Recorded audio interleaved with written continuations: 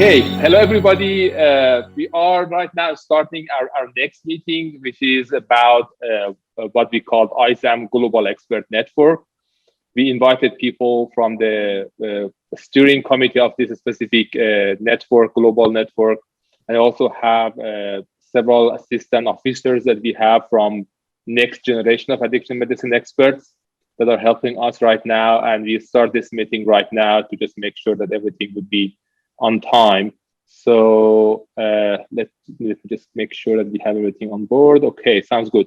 And I kind of really like to ask people to keep their cameras on. That would be helpful in terms of keeping the discussions and dialogue active between us. That would be nice if we have people, everybody on board with their cameras on. And we have the chat space to basically have people's kind of feedbacks and discussions to see how we can move forward for that. So before starting the kind of official presentation, I would like to ask Dr. Alex Baldacchino, Professor Alex Baldacchino, the ISAM president, to give us an introduction, and we will start with the discussion how we can move forward for the next steps of ISAM-GEN. Please, Alex. Thank you very much. I feel as if I have some deja vu here, but for the benefit of individuals who just joined us for this meeting, the International Society of Addiction Medicine, as you know, is an organization that represents practitioners in the field of addiction medicine, and in order to support them to provide the best care available to the patients that they serve. But what is also very evident is that being a global organization, it is quite challenging to support individuals who are going either or working in different circumstances in different parts of the world. And it was becoming very clear that in order to provide a meaningful voice to the practitioners globally, there needed to be a way of asking timely questions, getting timely answers, providing timely analysis to the situation or the question that we're asking, such as burnout in addiction medicine practitioners, teaching, training, opportunities, competency, skills, etc., etc. But also, as our values clearly state that we aim for excellence, and we want to make this new product for ISAM, the ISAM-GEN, a very serious and very well-founded scientific exercise. But most important is a way of getting affiliate societies, members globally participating in something that they know is important for them and their colleagues and ultimately their patients. So without further ado, I leave it up to the capable hands of Hamed and his team, and Mark Potenza, who've been working very hard in establishing the protocol and the connections and inviting steering committee members. Thank you. Thank you very much, Alex. Mark, do you want to kind of start and do some introductions? Well, I'm happy to have you continue in that wonderful role that you've been doing. I think really, I feel like you and Alex have been spearheading this. So I would enjoy your continuing to be possible. Thank you very much. I'm really happy that we have different people who accepted to be in our steering committee. And I would like to ask them to introduce themselves, just give a really kind of brief overview about the team of people that we have in the steering committee, and then we can start to discuss together how we can form the ISAM Global Expert Network and how we can move forward from that side. So I already have the list of the people. Shalini, do you want to start? Yeah, sure. Thanks, Hamed. Really excited to see this kicking off.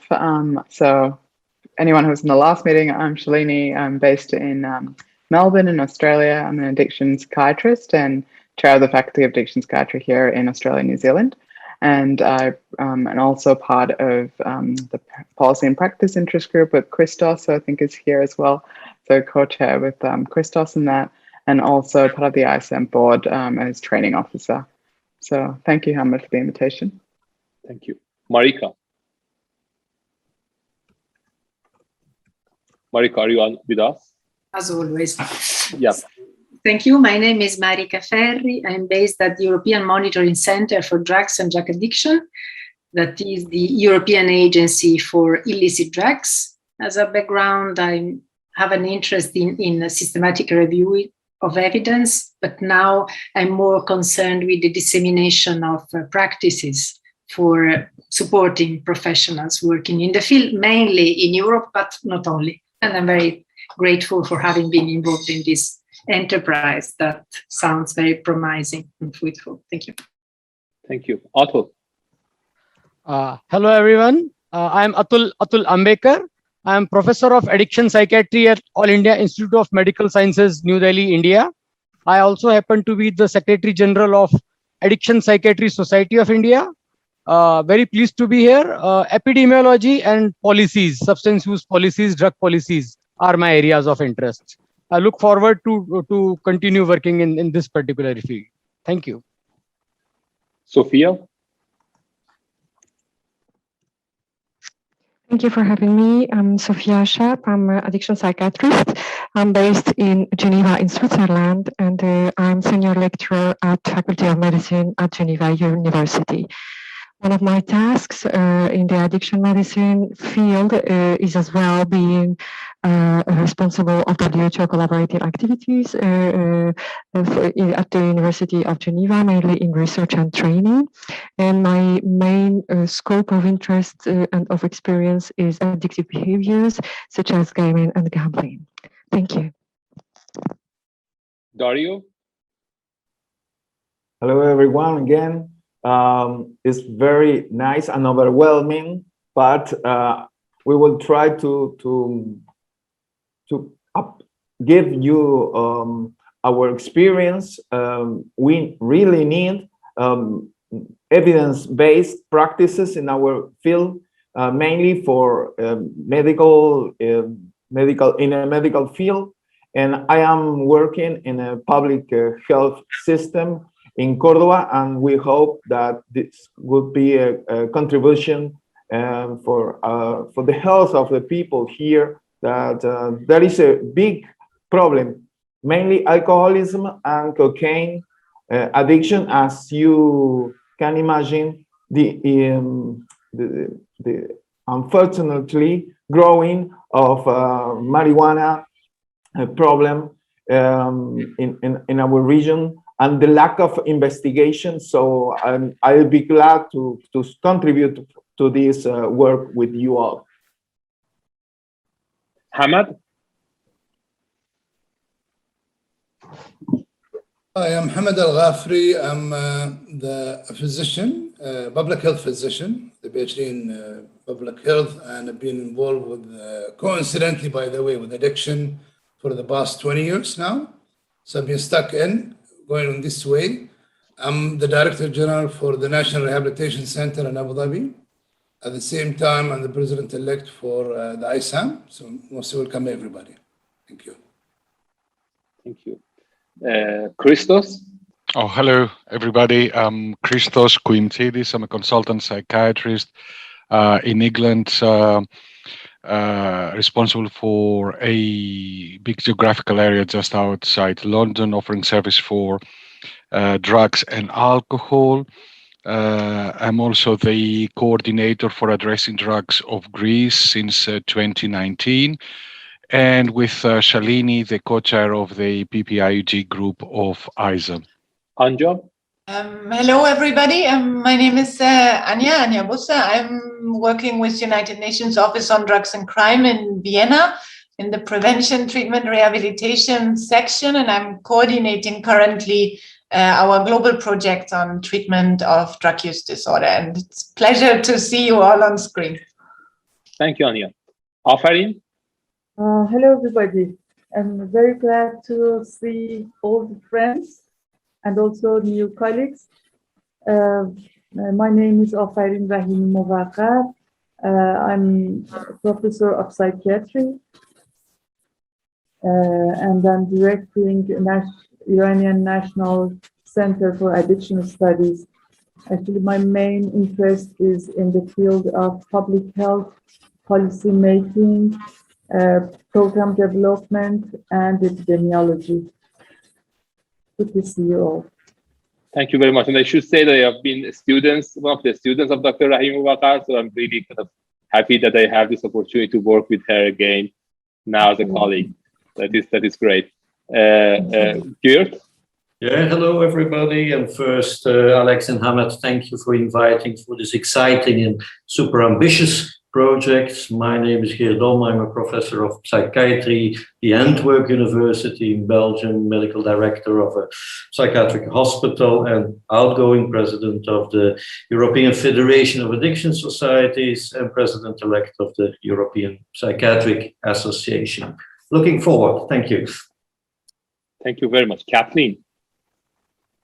Hello, everybody. I'm Kathleen Brady from Medical University of South Carolina in Charleston. I'm the immediate past president of ISAM, but more importantly, I'm very excited to see this wonderful group of experts, many of whom I've not met yet, some who I have, and really looking forward to the kinds of projects, things that where we put our heads together and decide what are exactly the kinds of things that this group would be best suited to address together, that others really, that groups without this broad perspective just can't wrap their arms around. So I'm very much looking forward to working with the group. I think it's got a lot of exciting potential, and thanks for organizing it, Hamid. Thank you very much. Thank you very much. Just making sure that we kind of gave people from different groups that we have here time to introduce themselves. I have a couple of executive officers that are helping us. We have Aldo, we have Hossein, as you can see on the screen. We have Jenna right now with us. We have Panyan, we have Fateme, who are hopefully the next generation of people who would be involved in these kind of this work, and some of them would have small presentations today about what we are going to do together. And we also have people. We have, I can see that we have Helena with us right now. We have Carmen. Carmen, do you want to introduce yourself? Hello, everybody. Thanks for this invitation. I'm from Chile. I am an addiction psychiatrist, and I live in Concepcion, southern of Chile. And I work in the University of Concepcion. This is a public university, but I work in addiction medicine in the private system here. We have a lot of problem with the addiction in our region. Thanks for this opportunity. Thank you for joining us. Ayana, do you want to introduce yourself? Yes, thank you, Alex and Hamid, for inviting me. It's great to see this initiative. By way of brief introduction, I guess I'm a clinical and academic forensic psychiatrist by background, but have been working in industry, initially in drug development for the last 10 years. And tangentially, for the last 3 years, working in addictions, head of medical affairs at Camurus, Swedish biotech company. But interestingly, the events of the last year and a half have provided an opportunity to return to clinical practice predominantly, and also Barbados, which is where I'm from. So really looking forward to looking at how we can improve capacity in addiction medicine there. Thank you. Santos, do you want to introduce yourself? Okay, you're sorry, I couldn't turn on the mic. Yeah. Sorry. Yeah. Thank you very much. Well, I'm from Argentina. I work for and with Darío Gijena Parker. He's an extremely good boss and mentor, and he invited me to be part of ARSAM, which is part of ISAM. So very glad to be here. Thank you very much. Great to have you, Santos, with us. Good. So let's kind of start and discuss about what we want to talk about today. Okay, just to give you an idea about what are the things that we are going to discuss about today. We are talking about the rationale of ISAM Global Expert Network, the problem statements, the formation, how we are going to make that happen, the infrastructure, and how we are going to kind of bring people from different parts of the world together establish ISAM Global Expert Network. For those who are online, we are recording the meeting, so just kind of a heads up to people, and we probably publicly publish the video. So just kind of let you know that is going to be the process. If you have a specific thing that you want to remove from the video, just let us know about that. And we also have the chat space. That would be nice if you have any questions, discussions, to just put that on the chat space. That would be nice to kind of start to see how we can discuss about those things that would be raised on the chat space. Okay, let's just start and discuss about the rationale. I'm sure that, I mean, we all know about the important things that we need to do in the field of addiction medicine around the world. We know that's a global problem. It's a dynamic problem that is changing over the time. We need to have international data. And we know that people in WHO and UNODC are doing a nice job in putting different kind of global reports together, but we know about the limitations of what they are doing. So if you have been involved in those reports, you know about the strengths and limitations of those things that people are doing on those international organizations. And there are definitely things that should be done beyond what they are doing. And specifically with the pandemic, we realize that how it is important for us to have a better idea about what is happening in terms of addiction medicine around the world. And we realize that why it is critically important to have an updated data about what is happening in the field of addiction medicine around the world, and how we might be able to help each other based on the experiences that we are facing. With this idea, we just started basically the first global survey within ISAM just few days and weeks after the public announcement of the pandemic by WHO. So we started to put people together and see how we might be able to see what is happening in different parts of the world regarding the pandemic. And we started that specific global survey together. And many of the people that we have right now online, they have been involved in the global survey that we made together. We have been successful in bringing people from 77 different countries, 177 experts from different parts of the world, trying to see how pandemic is changing the dynamics and also the features that we have in the field of substance use disorder regarding supply and demand, and see what is happening around the world. We have been successful in publishing 2 data papers from that global survey so far, discussing about how pandemic changed the scene of drug addiction around the world, and how the services are being affected by that specific pandemic. And kind of learning from that process, we have also published a recommendation based on the kind of discussions that we had, something like consensus statements about how kind of different people around the world would be able to kind of face with the pandemic, and how they can kind of make their addiction treatment services responsive to the pandemic.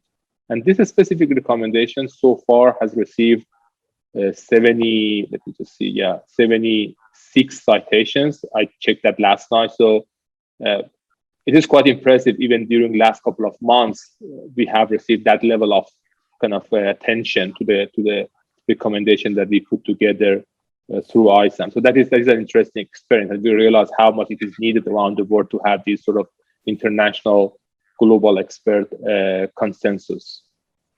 But during this pandemic, this specific global survey for this pandemic, we realized the limitations that we have, and also the challenges that we have been facing in terms of using the survey data. And we realized that we need to do probably a better job in terms of being prepared and having an infrastructure for the future global surveys, and having a better idea about the experts that we are inviting, and how we might be able to have a better representation around the world. So we start to realize, okay, it seems that there is a significant level of need, and we have great potential, but I mean, we do not have the infrastructure. We do not have the capacity to be able to do things in the quality that we are expecting. So we have started to discuss with Alex and Mark and several others in terms of, okay, let's see how we might be able to move forward to the next level of quality and scientific rigor of what we want to do in this field. So that was the main motivation to start ISAM Global Expert Network. And this is basically the first meeting that we are getting together to discuss about together and see how we might be able to make that happen. And even during the last couple of weeks, we have been exchanging protocols and discussing about whatever I'm presenting today. So I'm really happy that everybody from the steering committee were involved in terms of kind of discussions that we had. I'm hopeful that that would be basically a starting point for further discussions on how we might be able to move forward.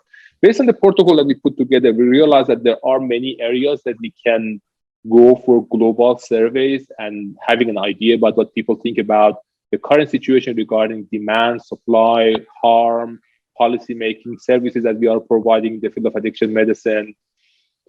Even thinking about the clinical categories that we have, outcome criteria that we have, decision-making algorithms that are happening around the world in the field of addiction medicine, how we might be able to bring people from different countries to have votes and kind of contribution to these guidelines, and also having an idea about what is happening in terms of the knowledge and attitude and practice of what people are doing addiction medicine around the world. Even we realize that we can start to think about, okay, what are the things that we see for addiction medicine in the future? What are the challenges we are going to face in the future? So doing forecasting studies, also doing rapid assessments. And also we realize that we can collaborate with other international organizations to make consensus statements together in things like, let's say, oral health for drug users, and there are definitely potentials on those areas. So with this kind of background and kind of the areas that we can do global surveys together, we have started to establish the ISAM Global Expert Network. We are in the process of discussing how to do the recruitment process for the experts. What are the definitions for experts? What are the inclusion criteria? How we define somebody to be eligible to be a part of that global expert network. So this is an ongoing discussion that we have right now.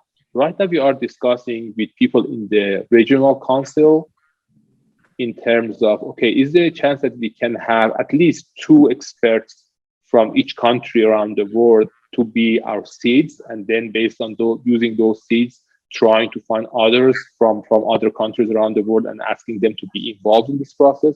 So that is an ongoing discussion, and that would be nice if people who are right now online with us kind of contribute to that discussion in terms of how we can make that happen and what are the kind of technical details regarding that. We already developed sort of a inclusion-exclusion criteria for what we want to do, but it's a work in progress. So we have already shared the current criteria that we are discussing about, but I'm sure that, I mean, there are still discussions kind of is the best set of criteria, or we need to update that. But that is an ongoing discussion for the recruitment process. Meanwhile, in terms of the organization within the ISAM Global Expert Network, we realize that we probably need to have different committees within the ISAM Global Expert Network, and also even some regional committees of different parts of the world to make sure that people from different disciplines would be involved, and people in different disciplines might need to have their own sort of surveys and questions. But eventually, in terms of the structure of the network and how we might be able to use the network, the structure that we have, the meeting that we are running right now is basically the steering committee meeting. So we are running right now the steering committee meeting. And then, of course, we have ISAM board of directors, which basically supervise what we are doing, and we are kind of in interaction with the board of directors. And also we have regional council as another part of ISAM, which contributes to the kind of the seeds and the experts that we want to invite for the ISAM Global Expert Network. We have a group of assistant officers who we already have some of them online with us. And we are discussing to form an external advisory board. I will discuss about external advisory board. These are experts in areas other than addiction medicine. So they might be political scientists or climate scientists, but they have specific expertise in doing global surveys. So we are thinking to invite those people to form a specific advisory board for the methodological issues. Meanwhile, we are going to have 3 major other parties involved in this process. We have host institutes. We are right now discussing with different academic institutions if they are interested to be host and provide some resources for us. We are discussing with different funding agencies to see if they are interested to contribute, and also international organizations, whether they are interested to endorse us or not. So that is the kind of the general structure that we have. And if you have any specific question, that would be nice if we can just ask people to just interrupt and kind of raise questions or ask questions. I would definitely be happy to kind of discuss about those questions. If you have anything that you like to kind of share in the chat space, I'm also following the chat space. So with the specific sort of discussions, that would be nice to kind of discuss about those questions. Also, any question right now or anything that people would be interested to discuss about? Okay, so I'm gonna give you a few other slides to give you a better sense about the next step we want to do, and we will have time to discuss about how we can move forward with what we are planning to do right now.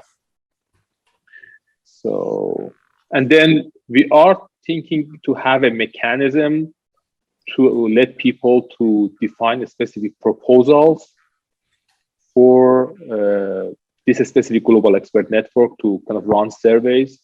And we are thinking about a specific mechanism to approve those proposals and kind of give people this infrastructure for the question that they have.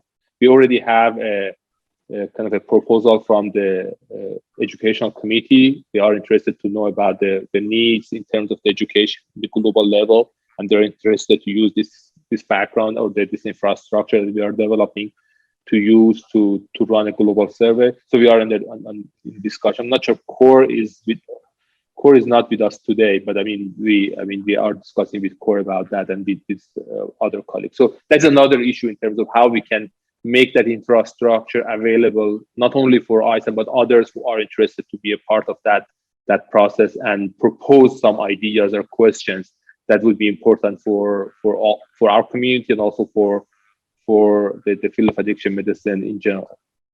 And then we are discussing in terms of, okay, what would be the basics of those protocols and projects and how we are going to implement them. What are the technical details regarding data collection, all the kind of technical issues regarding that. And then we are also discussing about, okay, what could be the outcomes. Right now we are discussing about, okay, we can probably have guidelines as an outcome of these consensus discussions that we are doing. We can definitely have surveys and collect global data. We can even have something like consensus statements. And we are thinking about, is there a chance that we can have something like a World Addiction Medicine report, something like the World Drug report that UNODC is providing? Now we are going to make it as specifically on addiction medicine and giving people an idea about what is happening in the scene of addiction medicine globally, and trying to kind of have a report that would be updated something like every 5 years and giving people an idea about what is happening, not only based on just kind of the kind of things that we think that are happening, but the actual things that addiction medicine, professional addiction medicine kind of clinicians are doing in the field, in the face-to-face with the patients across the board. So that is what we are interested to see how we can make that happen. Of course, we need to have some technical infrastructures. Right now, we are discussing in terms of, okay, what would be the best platform? What would be the best software that would make those things happen? What are the specific data analytics that we need to do? We realized from the previous global survey, I mean, there are definitely lots of different ways to do the data analytics. It's a whole new world of statistics and data analytics, how we can do data mining for that. What are the best way to visualize, even how to kind of support the mailing process and making sure that people would be kind of reached out in the most convenient way. So there are definitely lots of kind of interesting things regarding that. And then there are definitely lots of methodological issues in terms of, okay, what is the best sampling? Why we should have something like 10 experts from each country? What is the best sampling rate? How we can define sample size? And I mean, in these global surveys, everything would be different compared to our conventional understanding about the statistics. It's just a kind of a different kind of situation, something like a clustered way of kind of things that are happening around the world.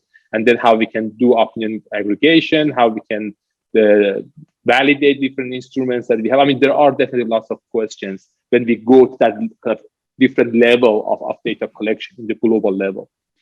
for that specific kind of reason, we try to bring people from experts from other areas of expert elucidation, because there are areas that are way ahead of us in terms of being able to do global surveys and developing specific methodologies for these global surveys. So we started to contact different colleagues in different areas. And so far, we received positive feedbacks from 6. I received 2 recent emails today in the morning from Imperial College in London, also from Monash University, 2 other experts in the field of climate change, that they have been working with global surveys. So as you can see, people here, I mean, there are from totally different backgrounds compared to what we are doing, but they are experts in terms of running international global expert networks and expert elicitation, and they have been successful in bringing people together. So that is kind of a new initiative that they started. So we are planning for a webinar that will be happening in November. So all of you are invited. So we are going to discuss about those methodological issues on that webinar. And just for a few minutes, I'm going to ask a few of my colleagues and kind of students who are working with me to develop those kind of protocols and studies, to give you some few examples of what we can do and what the people are doing in this field. And then we will conclude, and then we can discuss together about the next steps and how we might be able to move forward with what we all want to do. We have Arash and Arshia. Arshia, which one do you do? Who is going to start? I'm going to start, if that's okay. Okay, good. Go ahead. Thank you. I'm Arshia Sangchuli. I'm an addiction medicine and neuroscience researcher at the Iranian National Center for Addiction Studies, and I'm very honored to be here as the ISAM-GEN protocol officer presenting this section of the talk. So moving to examples of expert surveys and expert elicitation studies, an interesting aspect of expert opinion as a source of actually information in the different fields seems to be its usefulness across the board, across very different academic disciplines. There are, as you can see, examples of expert elicitation studies in political science, energy policy making, ecology and biosecurity studies, meta science, and of course in healthcare. There have been examples of expert elicitation to answer questions of public health, health systems management, health services provision, and coverage, and such questions. And expert elicitation studies can vary widely between studies. There are a number of parameters that vary from field to field and from study to study. And these protocols often reflect salient aspects of the fields where they've been developed and the challenges specific to these fields. Next slide. Thank you. So one widely cited and very well-known example of an expert elicitation project is the Varieties of Democracy, or the V-Dem survey. It's conducted by the Varieties of Democracy Institute, founded in 2014. And essentially the core mission of V-Dem has been to incorporate a number of methodological innovations to robustly aggregate expert opinion to answer questions about different aspects of democratic functioning and democratic governance across the globe. And they provide very well-designed and very well-illustrated yearly reports. And they've incorporated a number of methodological features given the challenges of expert elicitation in political science. For example, the opinions of experts who live in different contexts across the world are not necessarily easy to compare, and data from different countries is quite difficult to make valid statistical inferences in terms of cross comparisons from, especially because V-Dem is interested in a yearly data and yearly changes as well. So these cross comparisons should be valid across time. So for example, they've developed a very elegant bridge coding procedure by which experts rate the specific demographic indices, not just for the countries that they represent, but also for other countries. And this provides a foundation by which these responses can be benchmarked and standardized across experts. And they've actually validated this and a number of other methodological choices that they've made across the years. And this bridge coding, for example, decreases error substantially. Next slide, please. Thank you. Another example of a pretty well-designed expert elicitation project, it's been ongoing since the late 90s, 1999, I believe, is the Chapel Hill Expert Survey project. And it's been releasing yearly or biannual, I suppose, reports since it was founded. And essentially the aim of the Chapel Hill Expert Survey is to map the positions of the national parties across Europe and to map their ideological structure and stances on a variety of important policy issues, such as European integration, etc. And an important challenge for the Chapel Hill Expert Survey has been the fact that the ordinal scales that they use are, firstly, they're not necessarily homogeneous across the scale. So a change from a left-leaning to a centrist position might differ from a similar change from the centrist to the right-wing position in terms of political parties. And also these political parties probably differ across countries on the way their leanings on various issues is conceptualized on the different spectra. So, for example, to address this, the 2010 Chapel Hill survey included a very interesting methodological innovation where they included 11 standardized vignettes about hypothetical political parties, and then used participant ratings, the ratings of participating experts on these standardized vignettes as a sort of benchmark, both to assess the variability in how they can conceptualize ideological structure and also to correct for differences between experts. The third protocol I wanted to talk about is the IDEA protocol. It's a more recently developed framework for structured expert elicitation. Essentially, the IDEA protocol is a modified online Delphi expert opinion aggregation framework. And the way it works is that there's a process by which a sampling procedure and the literature review and the literature distillation procedure and a question clarification procedure is carried out in the background. And then for the main survey, participants undergo 4 rounds on which first they are briefed about the project and they're presented a distillation of the literature review and the important questions, which they read, and then they're asked to provide probabilistic estimates and for a number of questions of interest. So essentially they provide a point estimate and then a confidence bound.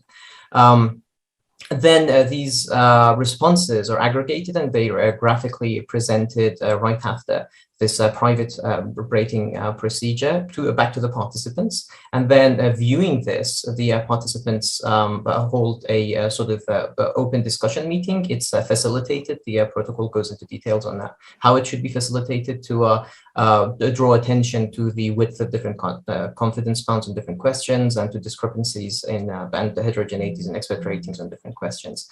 I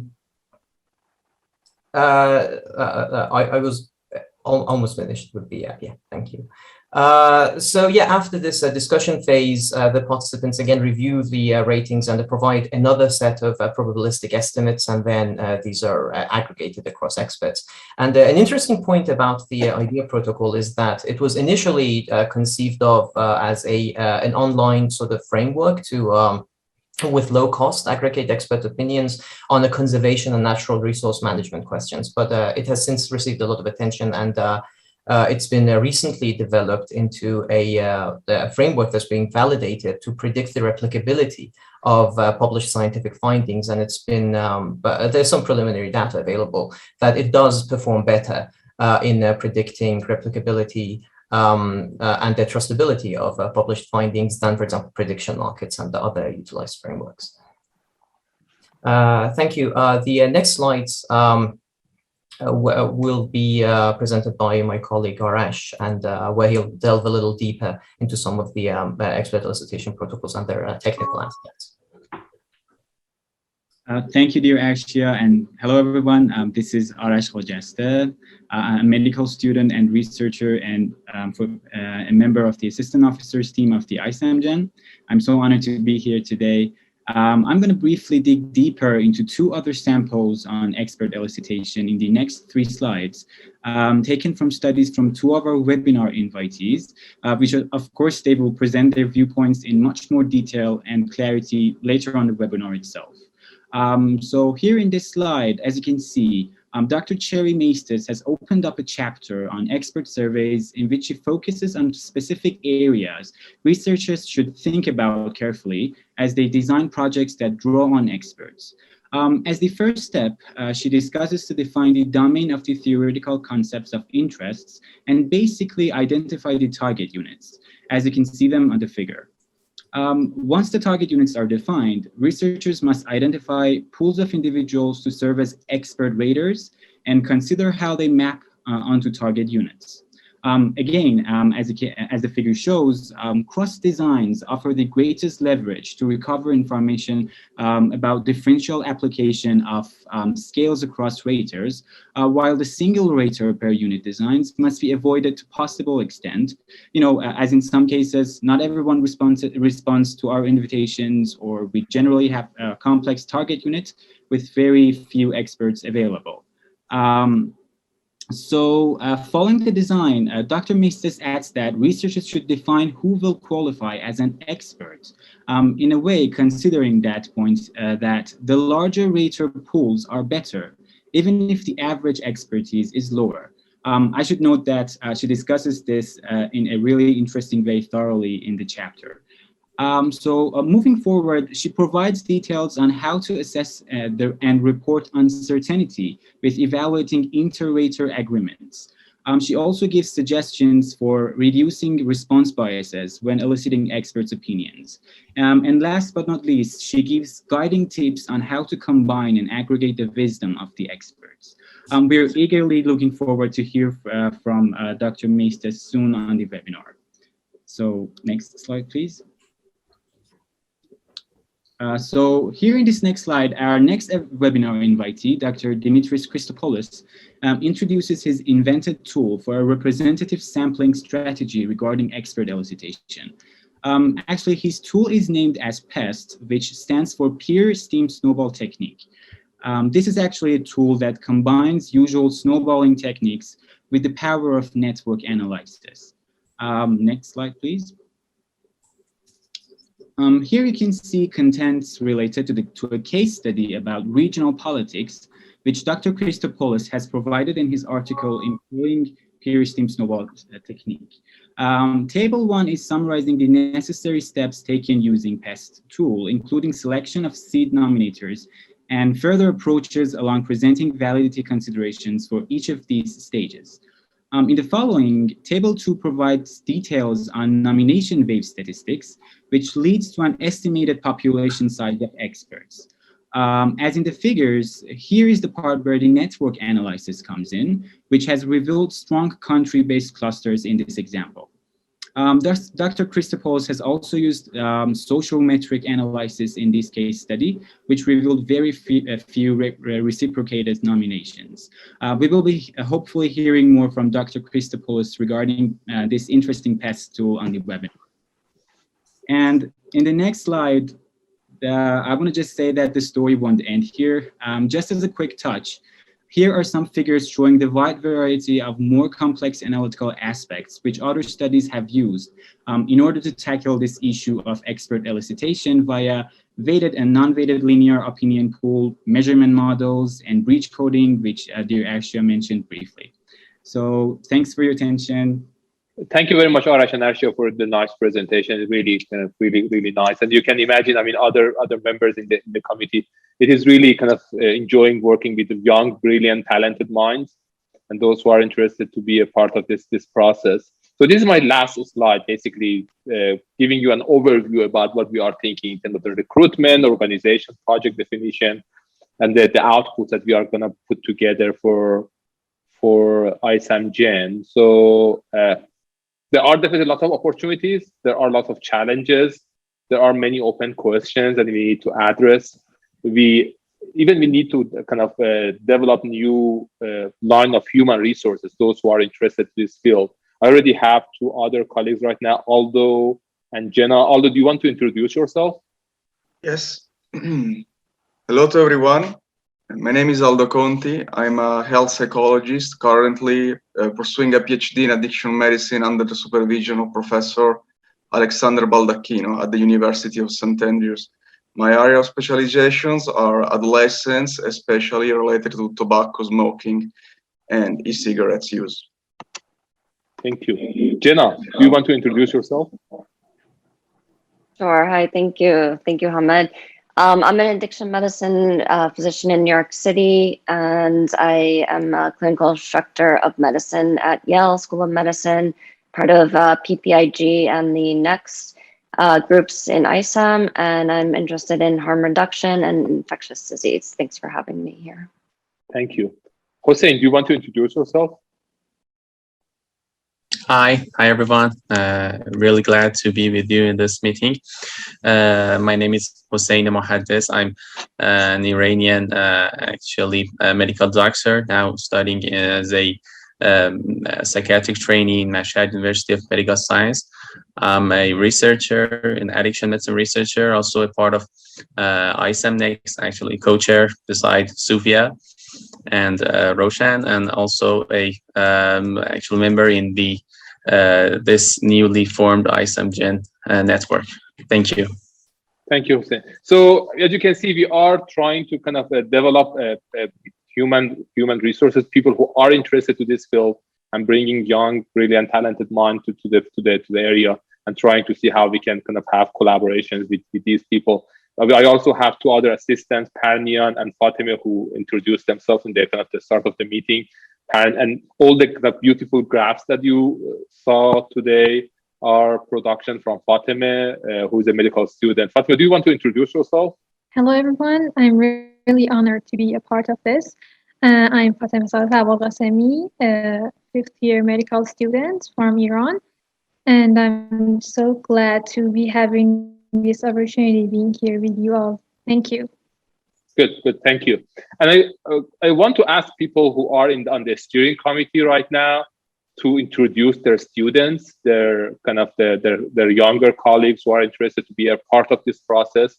Right now, we are putting together kind of computational resources that we need for being able to run these global surveys. So those who are interested to have their students to be involved in this process, I highly kind of welcome them to the process. That would be nice if we have young students from other parts of the world involved in this process. We will have sort of weekly meetings discussing about the methodological challenges and how we might be able to make that happen. We are also putting together something like a repositories of articles and books and book chapters are about this idea of expert elicitation. So that's what we are trying to put together, and have people kind of helping us for that.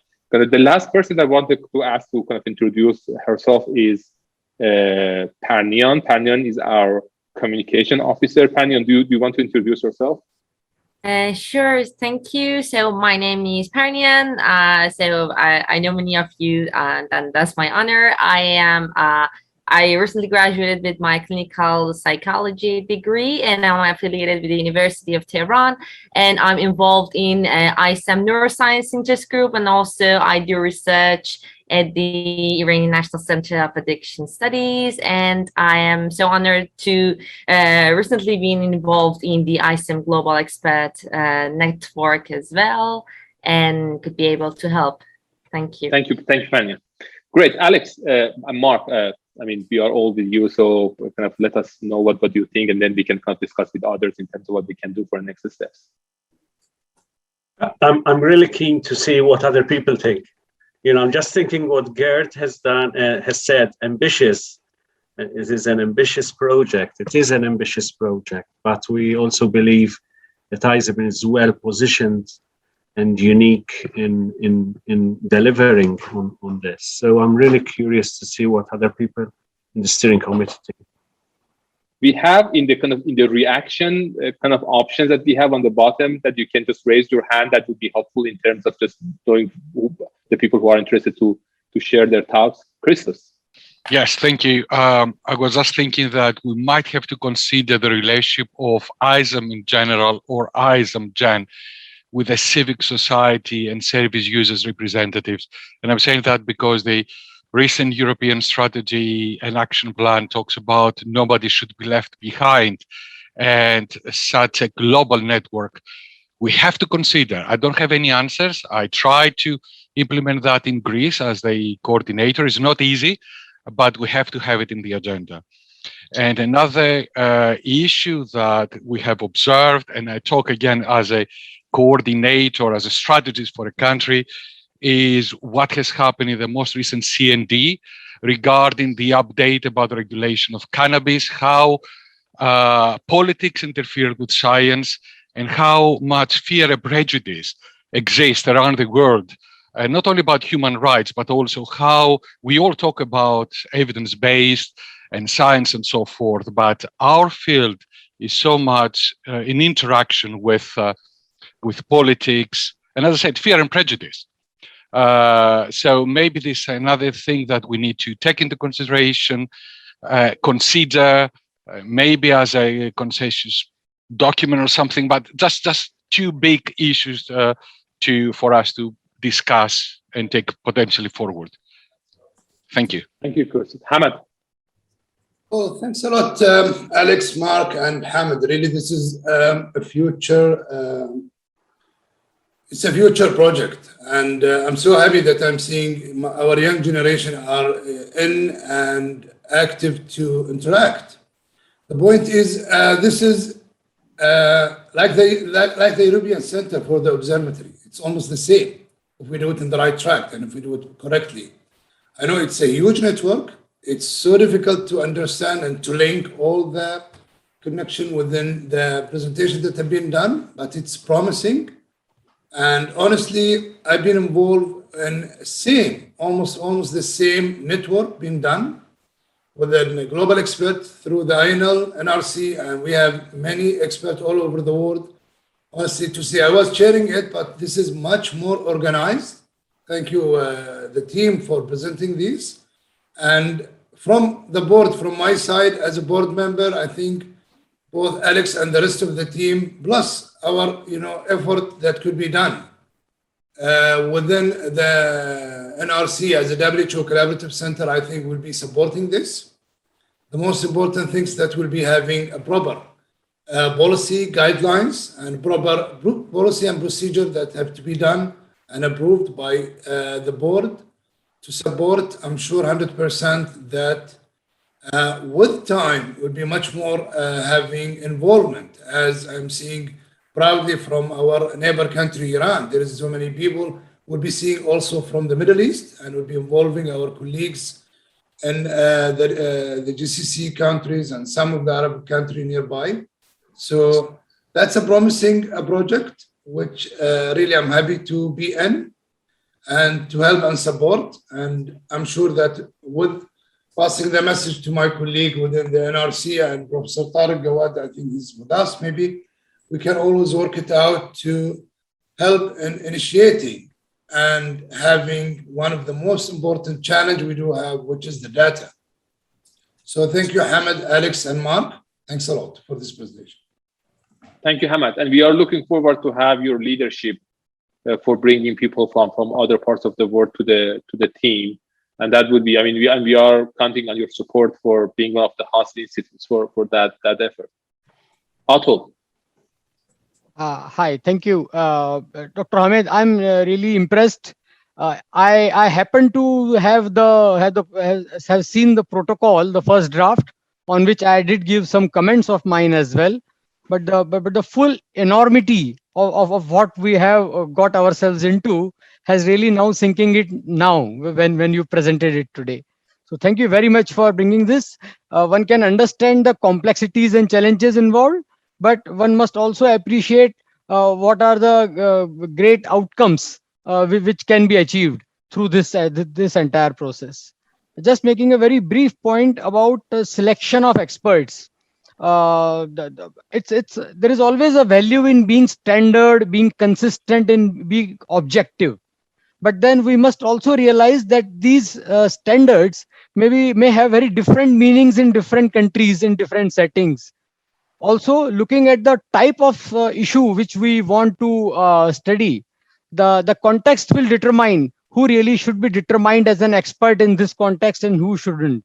So I guess being too fussy about what should constitute an expert may not be a very great idea at this moment. So more than these technical qualifications for being calling an expert, the other kinds of qualifications which may disqualify someone, say an industry association, an obvious conflict of interest, perhaps guarding ourselves against them would be much more important. I also take note of a comment made by referring to one of the experts, referring to by one of our younger colleagues here, that's at the risk of even lesser expertise, but going to a wider and larger number of experts perhaps yields better results. So taking cue from that, and perhaps by the after 11 November webinar, we will have much more clarity. But that's just a brief point I wish to make about the overall governance and selection of experts. Thank you. Thank you very much, Otto. And we are looking forward to have brilliant students from your team, from All India Institute of Medicine. We have always been enjoying having kind of brilliant minds from your institute. They are really, really good. So I hope that we can have them in this initiative as well. Now we have Geert, and then we have Nadi, and then we have Marika. So just making sure that people would be able to kind of talk. So Geert, please go ahead. Yes, thank you. And to keep it short, first again, congrats. Super ambitious project, super interesting. The thoughts that come for me at this moment is, I noticed that many associations, international associations, are doing some kind of the same thing. So which makes that the world is flooded with surveys at this moment. So I really think it is very important that the questions we would ask, the data we would need, are really good thought through, really the data that do not exist at this point. So we really need to be very much aware of what is already asked, and that's for you very good that the Lisbon Monitoring Center, etc., is involved, so have an overview. So maybe one of the first surveys could be to get a picture of what kind of data are collected by different associations and what happened in different countries, etc., to avoid this overlap. So that is one of the thoughts. And next, it reminds me of a ICASA project network that started 12 years ago, also a little bit like this. It can be very successful. That's why I'm very positive about this great ambition. It can be very successful. At that process, we learned the importance of having a good methodology, a good data warehouse, and also a very good, well-thought software where structured easily the data can be put in. So I see you take great care about that, and I have great hopes of the young people you assemble. But I think that should be the backbone, a very good software, a very good system for data input that is easily used by all these experts around the world. So looking forward again. Thank you, Geert. And I realized the most important part of what we are doing is the question. I mean, the right question with just limited kind of number of things that we put together in the survey, that is definitely going to be critical. And as Geert mentioned, I mean, we need to make it sustainable in long term. I mean, we have energy, we do something for a few months, and then we just get exhausted. And I mean, we are really kind of careful in terms of that is not going to happen. So we are actively working with different organizations to see how we can get funded and having resources and having people who are being even technically paid for that, because I mean that would make it more sustainable. So we are highly kind of aware of the threats that we have for this specific work, and yeah, I hope that kind of experts like you, Geert, would be an important part of the process. Nadi, please. Actually, that was exactly the comments that Geert came up and you came up too. I thought that I was observing really quite an expansion also of the mandate of ISAM. And it's very impressive. What I'm particularly impressed is to try and have a methodology that will make actually that we get illicit data that actually means something. And that was actually my initial comment in the first survey, but very impressive. Now, I know, for example, the WHO over the years have approached ISAM to play a role into this.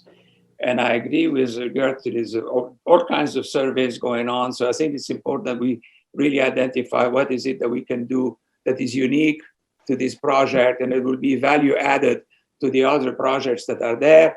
And unfortunately, I need to have a budget attached to that. And we can expand as much as we can get the resources for. And I don't believe that this is something that can be funded only by ISAM. But if we can find other organizations that are of interest, hey, that sounds like something, again, a vision that is well worth supporting. But again, I would like to know, how do we move from step 1 to step 50? And, some kind of idea of that. Meanwhile, congratulations for the thinking. I've learned a lot today. Thank you, Nadi. And now we have Marika and Mark as the next person. So Marika, please. Thank you.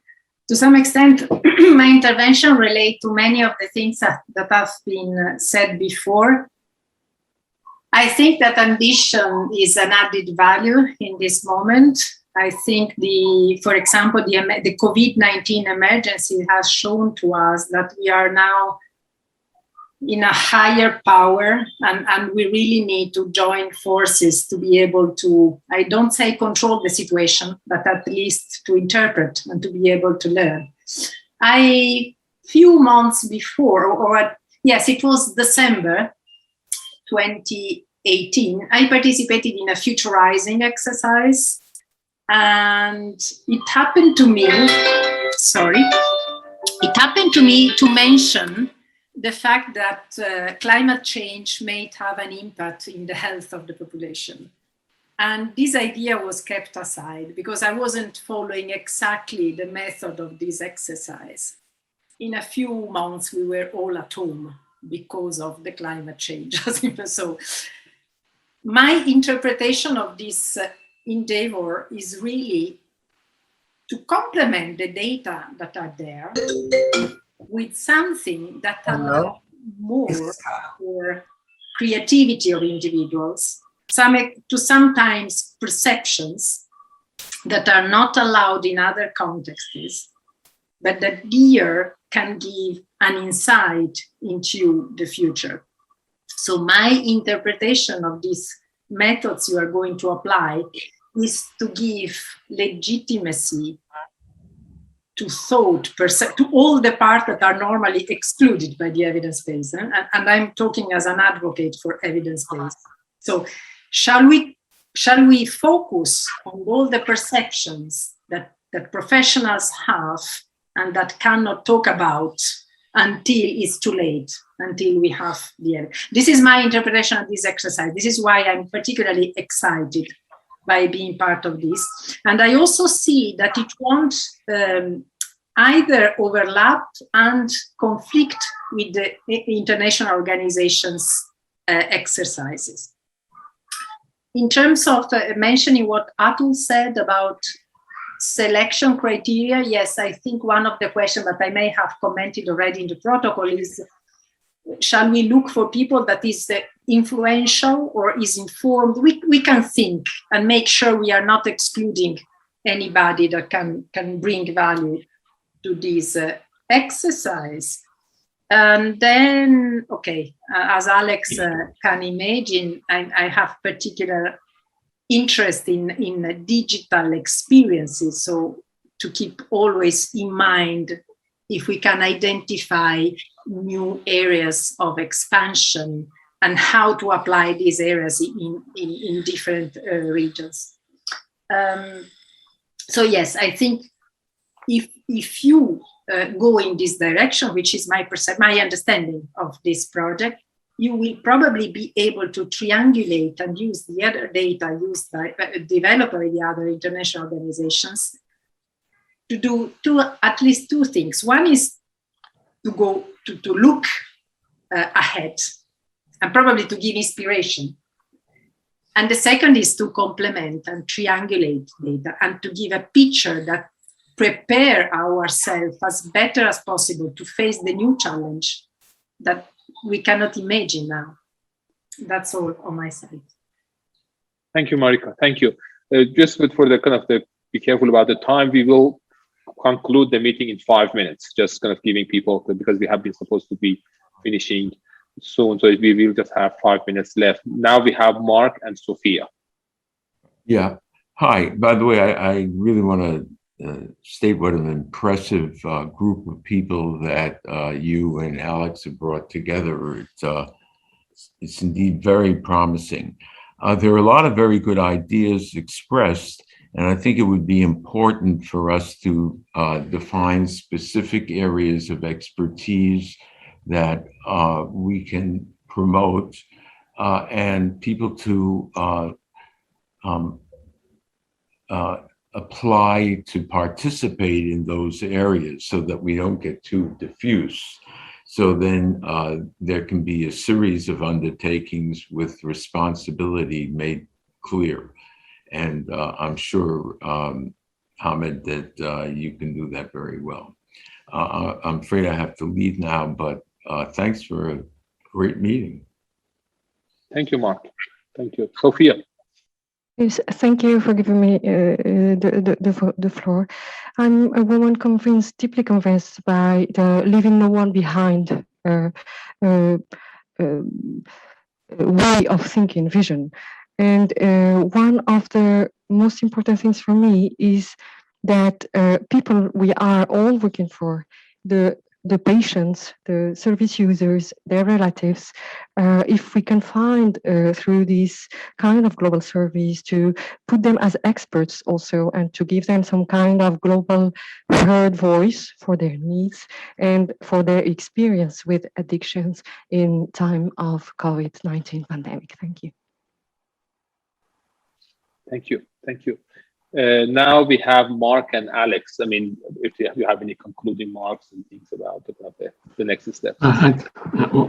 Certainly, what can I say? This is exciting. This is ambitious. You know, we have the right steering committees, steering experts. I think these comments that have been done, have been, you know, shared with us are very, very important. The one last thing, you know, I want to also mention is that the group as well is seriously trying to identify the best way of making sure that we have the right governance approvals for the surveys and the methodologies that we're going to conduct. And this is always a challenge when it's a global survey.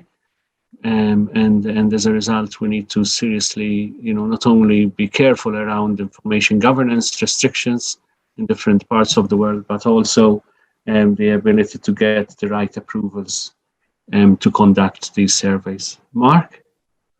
Yeah, as time is running short, I just want to say great job. It's wonderful to have such thought and energy go into this proposal and to have this important dialogue with all the people who were on this call, and getting that feedback is, I think, as Alex and others were mentioning, very important, but very exciting initiative, and great job. Thank you very much, Mark. Thank you. Thank you. As people asked about them, that these are the really important issues in terms of how we are going to do the governance, transparency, democracy, ethics of what we want to do, and kind of considering all these really important critical issues in the highest possible quality. And also thinking about the resources that we have. I mean, and we've been talking about the resources, even those ideas and questions, and I mean, these are also considered resources that we have. We definitely need to have data infrastructure, funding resources, all these things that we seriously need. And right now I'm working with Mark and Alex and others to see how we can kind of apply for specific granting opportunities to be able to make this happen. So we are in discussion with NIDA and other organizations. So please let us know if you have any specific resources that you are interested to share. Let us know. So I hope that kind of others who haven't talked today, I can see right now Dario and Afarin and others who are on board with us. I can see Helena and others. So that would be nice if, I mean, others would just help us for bringing those resources together and trying to kind of make that happen. We are definitely looking for hosting institutes. We like to have hosting institutes in different continents. We already have a discussion with people in China, how that could be happening in terms of having people in China on board and how we can make that happen. And also having people from Australia, from Europe, from Asia, from Africa. So that is what we wanted to have to make sure that it would be something like a distributed governance of what we want to do, and having different organizations involved in the process. We are in the process of discussing different international organizations to see if we can receive sort of endorsements, letter of supports, whatever support that would be kind of technically possible from their side. And also, it's always important to make things in a quality that it could be maintained and be sustained in long term. So that is the plan that we have. And here we just kind of finished the meeting with just kind of 10 minutes of delay. And I'm really happy that we have all these people together today. And thank you very much for contributing to this. And we will keep in touch. And we are looking forward to make that happen together. Thank you very much.